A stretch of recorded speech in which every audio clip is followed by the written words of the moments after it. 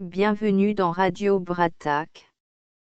Aujourd'hui mesdames et messieurs, une finale qui s'est déroulée hier soir entre Maxime Vachier-Lagrave et Arjun Rigazi. Les deux hommes n'ont pas réussi à se départager lors de leur partie lente. Ils jouent donc un Armageddon. Le principe de l'Armageddon est que les Blancs doivent absolument gagner leur partie, tout autre résultat y compris le match nul donne victoire aux Noirs.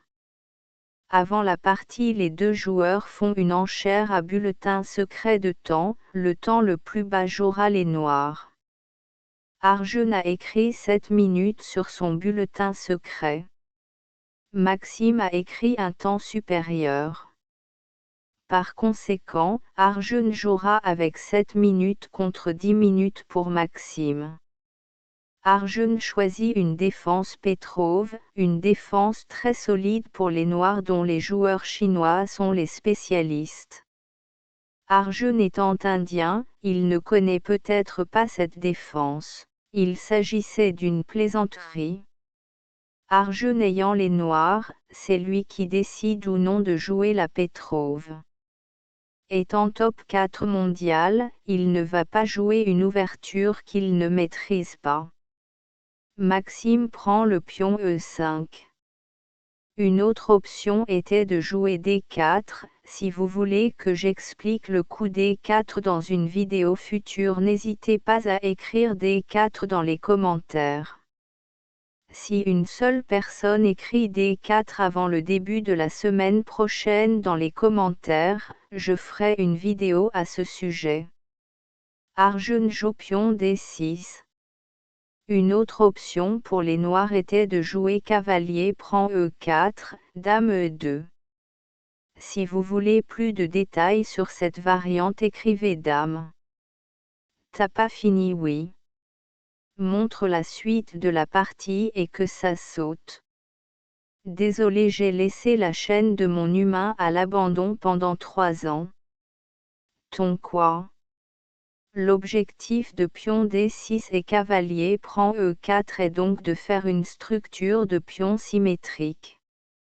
Dans une partie d'échecs, on cherche à créer un déséquilibre pour gagner une partie. À noter ici que dame E2 semble gagner le cavalier. Imaginons D5, et là les blancs jouent D3 et profitent du clouage pour gagner le cavalier. Malheureusement les Noirs peuvent jouer dame E7 et c'est le statu quo. À la différence près que les Blancs ici ne peuvent éviter l'échange des dames sous peine de plus graves conséquences. D4 est un coup logique pour occuper le centre. Le centre c'est un carré magique, D5, E5, D4, E4. Les Noirs ne laissent pas le carré magique. Si vous débutez, n'oubliez pas ça dans vos ouvertures, le développement des pièces, et le contrôle du centre. Fou D3 développe une pièce supplémentaire. Fou D6 aussi, c'est une quasi-symétrie. Vous voyez comme c'est difficile une partie d'échecs symétrique. Rigazi a choisi cette défense Petrov exprès. Il a identifié le style de jeu de Maxime en Armageddon pour faire une ouverture la plus calme possible. J'ai parlé du développement et du contrôle de centre. Il y a une troisième chose que Maxime vient de faire, mettre son roi en sécurité.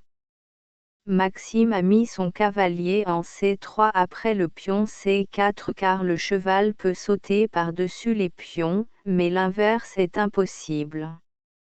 Je dis ça car le pion en C2 n'aurait pas pu aller en C4 si le cavalier serait d'abord allé en C3. Cette séquence de coups forcés fait perdre à Maxime un pion. Mais il a des atouts à faire valoir, une meilleure activité de pièce. Un pion de plus est évidemment un avantage matériel mais uniquement si on se retrouve en finale. Dans un milieu de jeu, l'avantage d'un pion n'est rien par rapport à l'activité de pièce. peut-être que Rigasi s'est souvenu du coup B6 joué par Jan Nepomniachtchi contre Prajñanandāa. Dame E2 est la nouveauté théorique au 18e coup de Maxime. Prajñanandāa avait joué tour B3. D5 c'est le style de Maxime, il veut faire vivre ses pièces. Les pions c'est de l'eau. Bilan de la situation, les noirs ont 2 pièces contre la tour avec un roi dans les courants d'air. Erigaisi n'a pas peur de subir une attaque de mat, a-t-il ou n'a-t-il pas calculé cette variante, c'est ce que nous allons voir. Cavalier E7 est une manœuvre de défense élégante. Le fou est imprenable, regardez par vous-même. Tour prend fou, les noirs reprennent la tour, les blancs reprennent la tour. Et le clou du sarcophage dame un échec et mat. Maxime n'a pas d'autre choix que de stopper son attaque. Tour B3, nous espérons que Arjun ne verra pas dame attaquer. Dame prend tour. Encore une chance que Arjun ne voit pas la menace pesante sur sa dame. Maxime doit se douter que la position est égale, mais évidemment il ne propose pas nul puisqu'il sait que ce résultat arrangerait Arjun.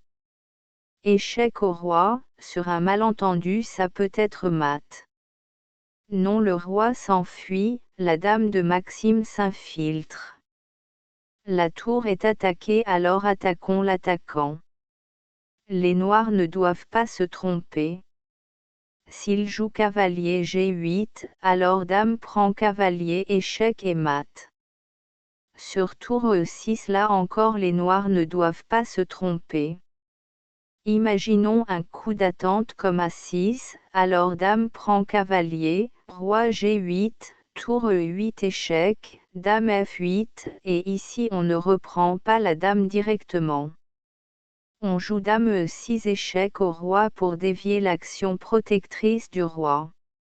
Imaginons roi H7 et la tour prend dame. Bilan une dame de plus. Arjun casse les espoirs tricolores, il joue fou F6. Le coup H4 permet qu'imaginons la dame noire sorte de l'action de la rangée 5, imaginons elle se mette sur la rangée 3 en lettre C, alors les blancs peuvent jouer H4 en pouvant prendre le cavalier noir gratuitement. Arjun fait le chantage à l'échange.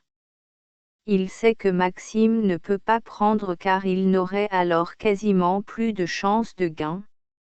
Arjun attaque la tour de Maxime. Je vais vous montrer bien sûr la fin de partie. Félicitons déjà Maxime d'avoir battu Sindarov, Abdusatorov et son compatriote Firouzjia.